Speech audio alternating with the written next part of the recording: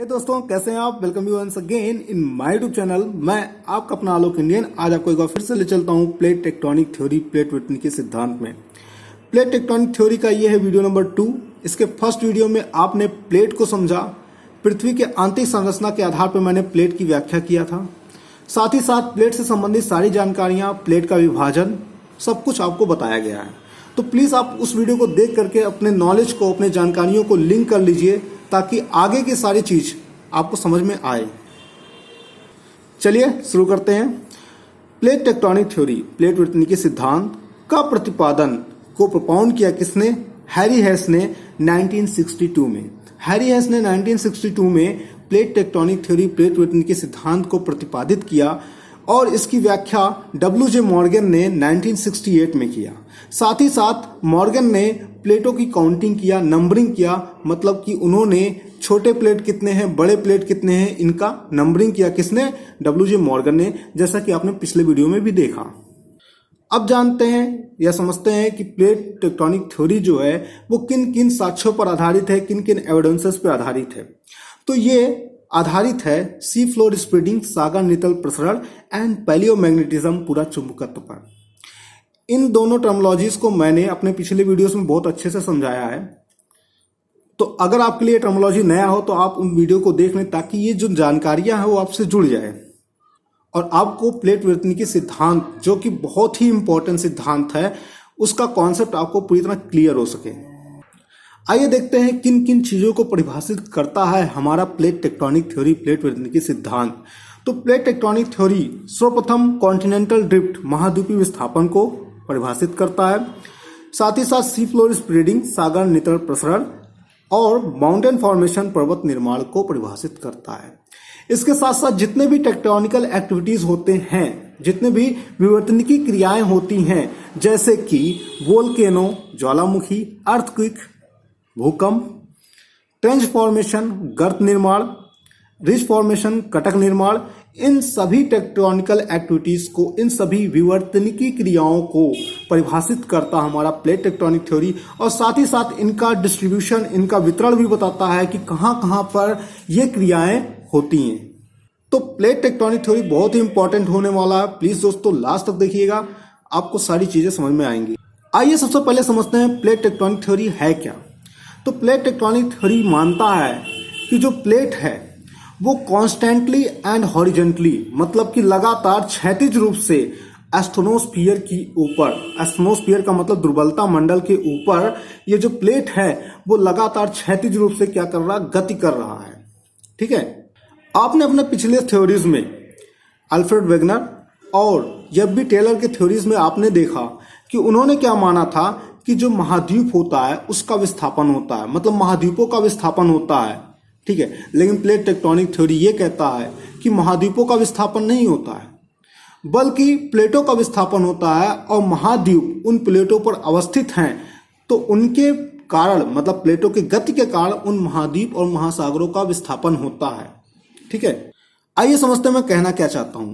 तो आपने plate division, plate के विभाजन में आपने पढ़ा था, जो प्लेट होता है उसको महासागरीय या महाद्वीपीय प्लेट इस आधार पर कहा जाता है कि उस प्लेट के अधिकतम हिस्से पर किसकी अवस्थिति है। जैसे सपोज कीजिए प्लेट है और इस प्लेट पर महाद्वीपों की एरिया, महाद्वीपों का जो क्षेत्रफल है वो अधिक है और महासागरों का क्षेत्रफल थोड़ा कम है।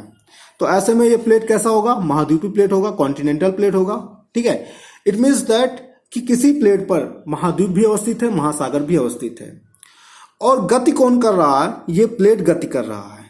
ये प्लेट गति कर रहा है, ना कि जैसा कि अल्फ्रेड वेगनर और एफ.बी. टेलर ने माना था कि महाद्वीपों का विस्थापन होता है।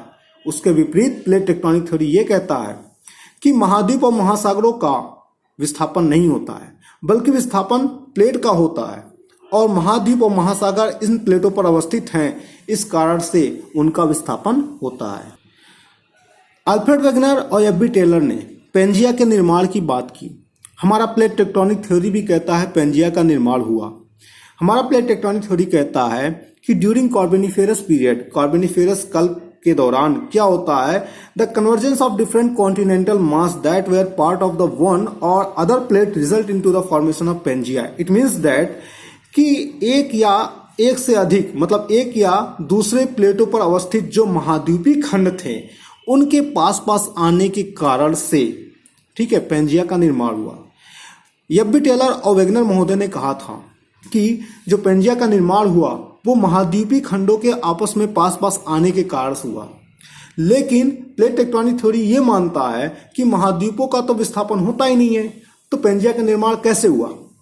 आइए समझते हैं कि प्लेट टेक्टोनिक थ्योरी किस प्रकार से पेंजिया निर्माण को परिभाषित करता है। प्लेट टेक्टोनिक थ्योरी कहता है कि सपोज कीजिए कि ये विभिन्न प्लेट है, ये अनेक प्लेट हैं और इन अनेक प्लेटों पर महाद्वीपीय और महासागरीय भाग हैं। तो सपोज कीजिए कि ये महाद्वीपीय भाग है, ये भी महाद्वीपीय भाग है, यहाँ महाद्वीपीय भाग, ये भी महाद्वीपीय भाग, ये महाद्वीपीय भाग हैं। तो प्लेट टेक्टोनिक थ्योरी यही कहता है कि एक या अनेक, मतलब एक तो हो ही नहीं सकता है, सपोज कीजिए एक तो हो ही नहीं सकता है, तो जो अनेक प्लेटों पर अवस्थित ये जो महाद्वीपीय खंड हैं, ठीक है, इन महाद्वीपीय खंडों के आपस में पास पास आने के कारण से पेंजिया का निर्माण होता है। तो कुछ इस प्रकार से ब्लॉक बनेगा।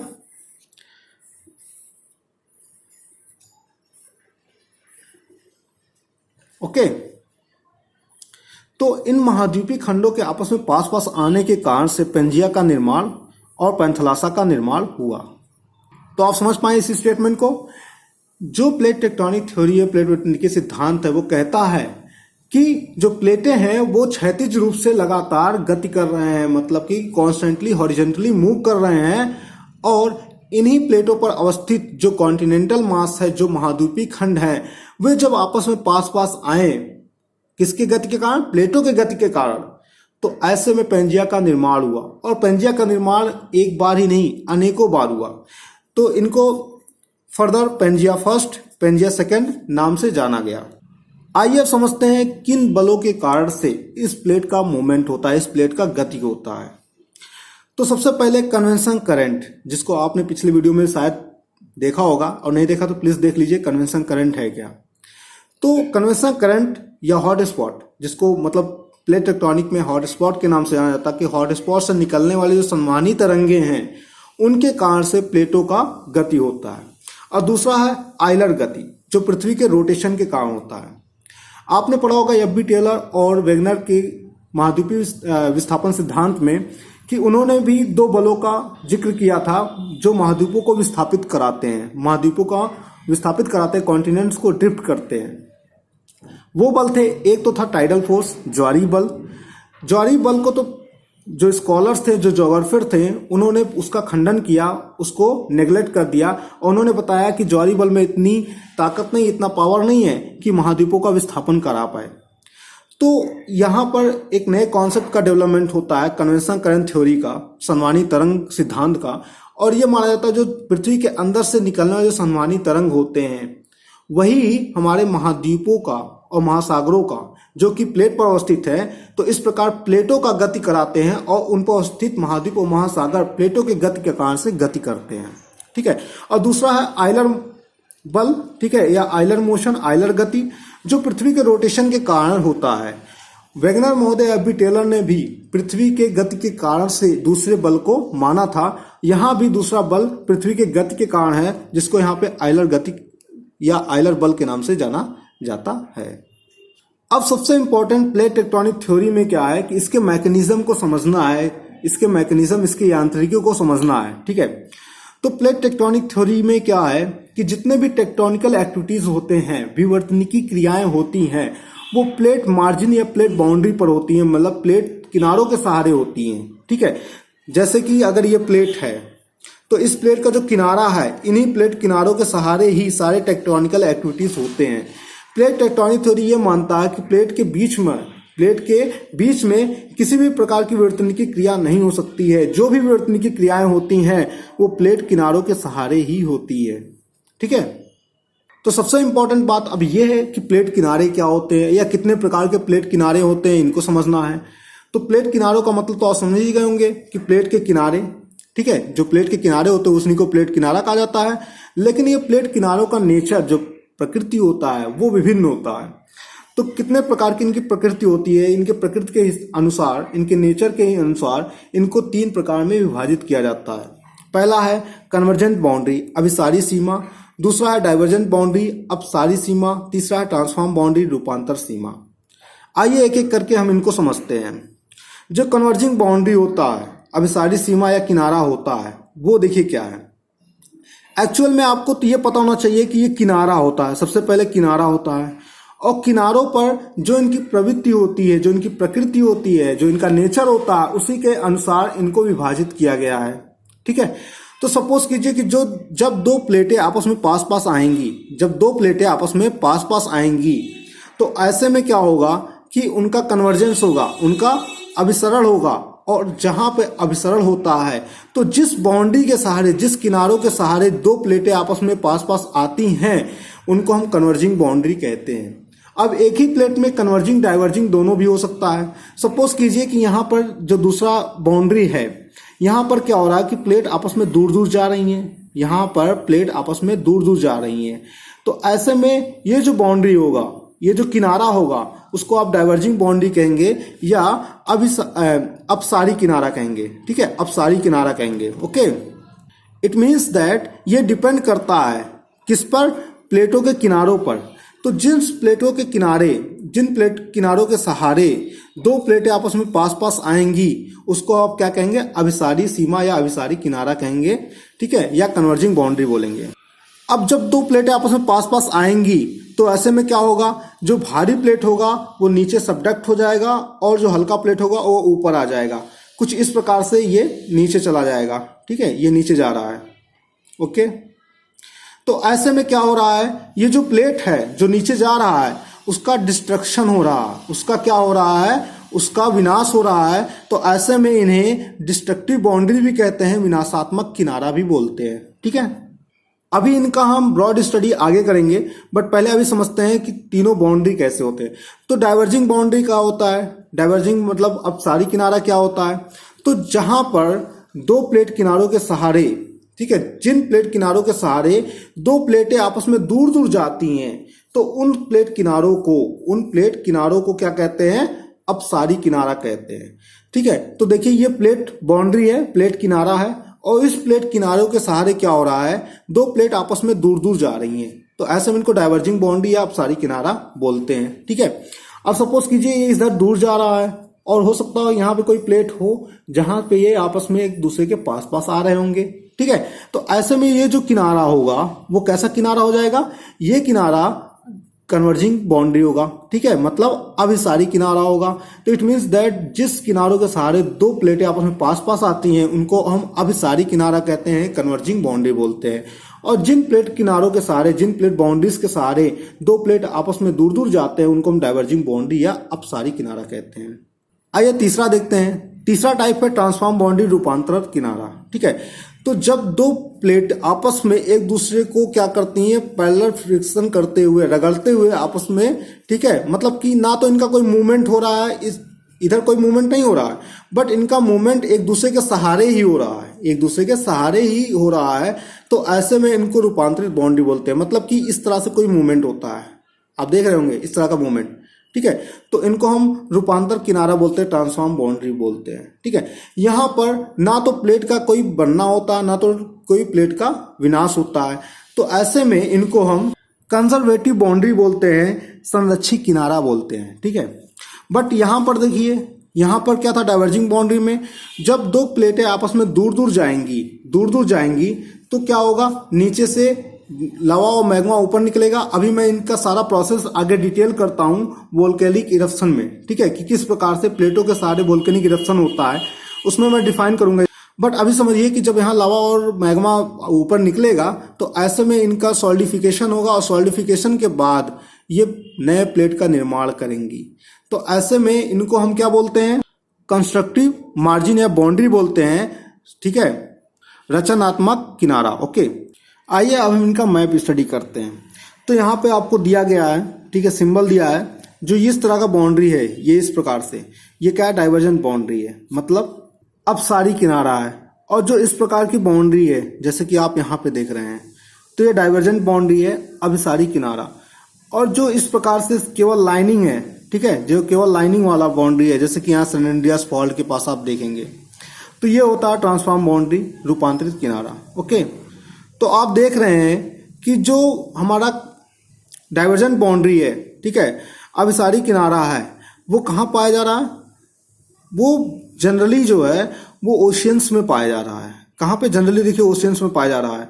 ये देखिए पूरा। ओके, तो इन प्लेट किनारों के सहारे क्या होगा? डाइवर्जेंस होगा। डाइवर्जेंस का मतलब जो प्लेटें होंगी आपस में दूर दूर जाएंगी। इट मीन्स दैट अगर आप यहाँ पे बात करते हैं, यहाँ पे सपोज कीजिए मैं ये एग्जांपल लेता हूँ एक, ठीक है, यहाँ पर प्लेटों की बात करें तो ये हमारा पैसिफिक प्लेट है। पैसिफिक प्लेट का ये सदर्न हिस्सा है, ठीक है, साउथ वाला हिस्सा है। इट मीन्स दैट अगर ये हमारा पूरा पैसिफिक प्लेट है और ये पैसिफिक प्लेट का सदर्न हिस्सा है, तो सदर्न हिस्सा इसका कैसा है? डाइवर्जिंग है, ठीक है। डाइवर्जिंग का मतलब है अपसारी वाला है, ठीक है।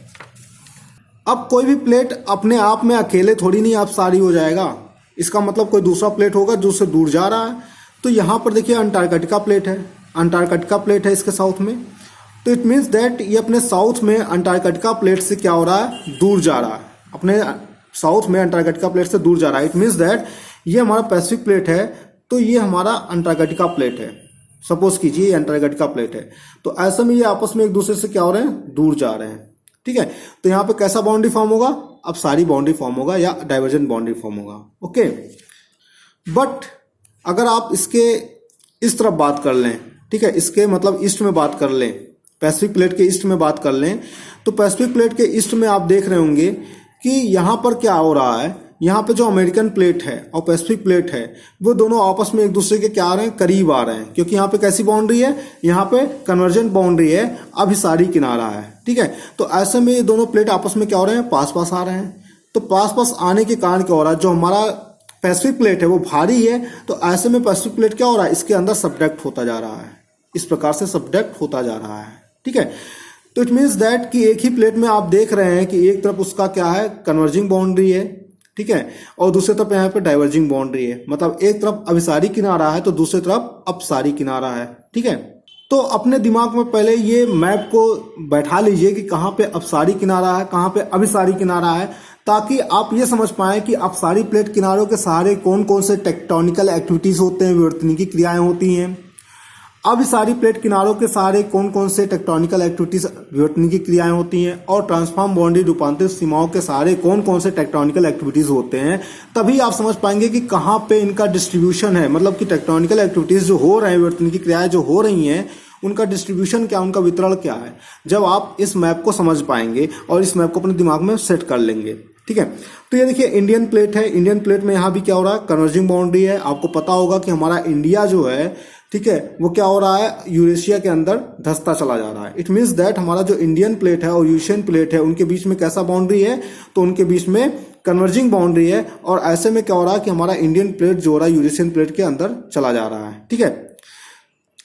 फिर इसके बाद यहाँ पे देखिए आप, ठीक है, मतलब कि इंडियन प्लेट जो है, इंडो ऑस्ट्रेलियन प्लेट जो है, वो इस तरह से अपने कह सकते हैं अपने नॉर्थ में और नॉर्थ ईस्ट में कैसा बाउंड्री फॉर्म कर रहा है? तो ये अपने नॉर्थ और नॉर्थ ईस्ट में कन्वर्जिंग बाउंड्री फॉर्म कर रहा है, ठीक है। जबकि अपने साउथ में कैसा बाउंड्री फॉर्म कर रहा है? तो अपने साउथ में देखिए कैसा डाइवर्जिंग बाउंड्री फॉर्म कर रहा है, ठीक है।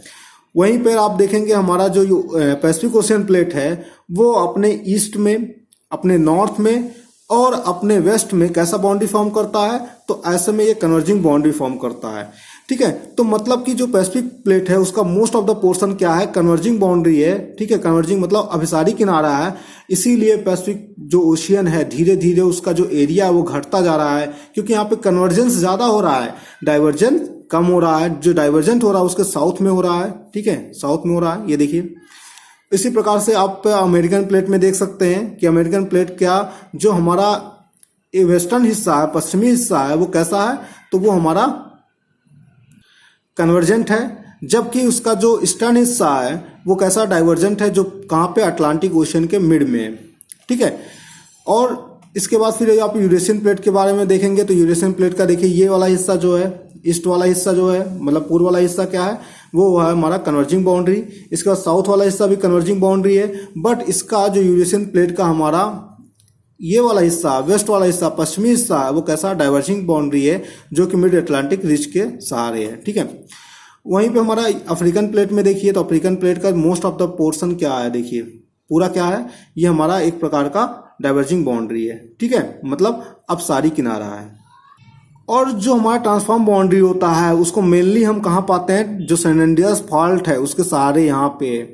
ठीक है, कैलिफोर्निया साइड में सैन एंड्रियास फॉल्ट के सहारे। आई होप आपको सारी बातें क्लियर हो गई होंगी। ठीक है, मैं एकदम डिटेलाइज करता हूँ ताकि आपको हर चीज़ समझ में आ जाए, बट ये वीडियो का लेंथ लंबा हो गया है। अगर मैं इनके मैकेनिज्म में और जितने भी टेक्टोनिकल एक्टिविटीज, विवर्तनिकी क्रियाएं इन प्लेटों के सहारे होती हैं, अगर इनकी व्याख्या मैंने मतलब इस वीडियो में करता हूँ तो वीडियो का लेंथ बहुत ही लंबा हो जाएगा। ठीक है, और हो सकता हो मुझे बीच में छोड़ना पड़े, इसलिए मैं चाहता हूं कि वो सारी क्रियाएं एक साथ आप पढ़ें, सारा मैकेनिज्म एक साथ पढ़ें। आपको यहाँ पर प्लेट बाउंड्रीज क्लियर कर दिया गया है। अगले वीडियो में सिर्फ और सिर्फ मैं इसी बात पर डिस्कस करूंगा कि ट्रेंच निर्माण, ठीक है, गर्त का निर्माण जो होता है कहाँ पे होता है, रिज का निर्माण, कटक का निर्माण कहाँ हो सकता है और कहाँ पे इनका डिस्ट्रीब्यूशन वितरण कहाँ है, वोल्केनो, ज्वालामुखी, अर्थक्वेक, भूकंप कहाँ पे आ सकते हैं और इनका वितरण क्या है। हमारे इंडियन के रिस्पेक्ट में, हमारे इंडिया के रिस्पेक्ट में थोड़ा सा जो एक्सेप्शन मिलता है वो किन कारणों से मिलता है, बिल्कुल हर एक बात की मैं आपसे चर्चा करूंगा, हर एक बात पे मैं आपसे डिस्कशन करूंगा। ठीक है, तो मिलते हैं नेक्स्ट वीडियो में दोस्तों। प्लीज आप मुझको कमेंट करके जरूर बताइएगा मेरा वीडियो आपको कैसा लगा। और हाँ दोस्तों, आपसे रिक्वेस्ट है कि अगर अभी तक आपने मेरे चैनल को सब्सक्राइब नहीं किया तो सब्सक्राइब कर लीजिए, बेल आइकन को प्रेस कर लीजिए, क्योंकि आपको भी पता है कि अगला वीडियो कितना इंपॉर्टेंट होने वाला है। क्योंकि आपको जब पता होगा कि कहाँ पे ट्रेंचेस पाए जाएंगे, कहाँ पे गर्त पाए जाएंगे, कहाँ पे रिज पाए जाएंगे, कहाँ पे वोल्केनो आएगा, कहाँ पे अर्थक्वेक आएगा, तो आप बहुत सारी चीज़ों को डिफाइन कर पाएंगे। और साथ ही साथ ये भी बता पाएंगे कि जो टर्सरी युग के, ठीक है, टर्सरी युग के जो नवीन मोरदार पर्वत हैं वो कहाँ पे पाए जाते हैं। तो बिल्कुल हर एक चीज़ की व्याख्या होगा अगले वीडियो में। ओके दोस्तों, बाय दोस्तों, टेक केयर, सी यू।